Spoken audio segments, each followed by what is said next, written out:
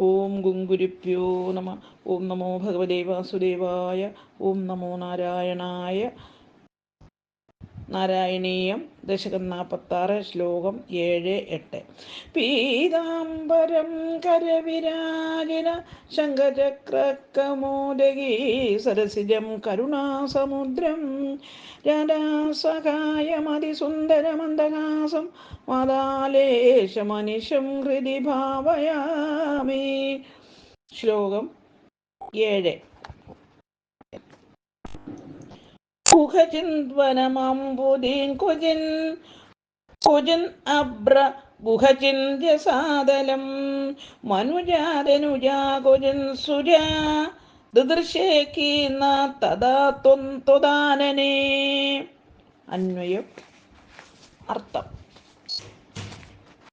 കുഹചിത് ഒരിടത്തെ, വനം കാട്, ദൃദൃശ്യേ കാണപ്പെട്ടു, ക്വചിൻ മറ്റൊരിടത്തെ, അമ്പുതി സമുദ്രം കാണപ്പെട്ടു, ക്വചിത് വേറൊരിടത്തെ, അഭ്രം ആകാശം, കുഹചിത് വേറെ ഭാഗത്തെ, രസാതലം പാതാളം, ക്വചിൻ മറ്റൊരു സ്ഥലത്തെ, മനുജ മനുഷ്യരും, ധനുജ അസുരന്മാരും, സുര ദേവന്മാരും, തഥാ അപ്പോൾ, ത്വദാനനേ അങ്ങയുടെ വായിൽ, കിം ന ദൃശി എന്തു തന്നെ കാണപ്പെട്ടില്ല. ഹരിവു.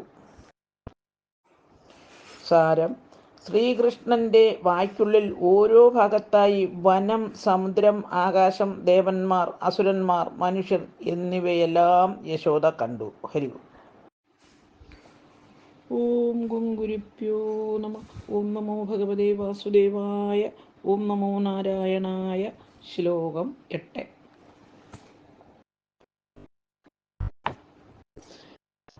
കലശാംബുദിശായിനം പുനാ പരവൈകുണ്ഠപദാദിവാസിനം സ്വപുരച്ച നിജാർഭകാത്മകം കഥനാത്വം ന ദദർശ സാമുഖേ. അന്വയം. അർത്ഥം: സാ യശോദ, മുഖേ അങ്ങയുടെ വായിൽ, ത്വാം അങ്ങയെ, കലശാംബുദി ശായിനം പാലാഴിയിൽ പള്ളി കൊള്ളുന്നവനായും, പുന പിന്നീട്, പരവൈകുണ്ഠപദാദിവാസിനം വളരെ ഉത്കൃഷ്ടമായ വൈകുണ്ഠത്തിൽ വസിക്കുന്നവനായും, സ്വപുര തൻ്റെ മുന്നിൽ, നിജാർഭകാത്മകം തൻ്റെ മകനായും, കതിന ഏതെല്ലാം തരത്തിൽ, ന ദർശ കണ്ടില്ല. ഹരിവു. സാരം: യശോദ തൻ്റെ പുത്രൻ്റെ വായിൽ തൻ്റെ മകനെ തന്നെ പാലാഴിയിലെ അനന്തശായിയായും വൈകുണ്ഠവാസിയായ വിഷ്ണുവായും സ്വന്തം പുത്രനായും കണ്ടു. ഹരിവു.